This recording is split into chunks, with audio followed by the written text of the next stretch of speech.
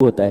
حضرت عثمان غنی رضی اللہ تعالیٰ عنہ جب کسی قبر کے پاس سے گزرتے تو زاروں قطار روتے، یہاں تک کہ ان کی ریش مبارک آنسو سے تر ہو جاتی۔ پوچھا گیا جب جنت اور جہنم کا تذکرہ ہوتا ہے تو آپ نہیں روتے، لیکن جب آپ کسی قبر کے پاس سے گزرتے تو بے تحاشا روتے؟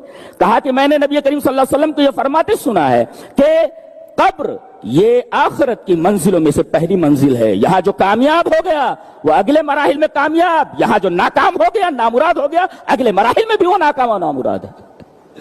یہ ہے انسانی زندگی کی اصل حقیقت۔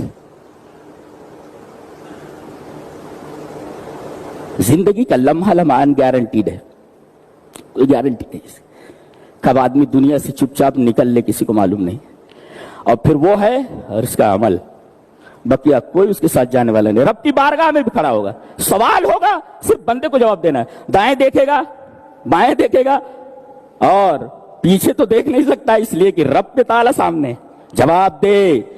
لیس بینہ و بینہ ترجمان، اللہ اور اس کے درمیان کوئی ترجمان نہیں، کوئی وکیل نہیں۔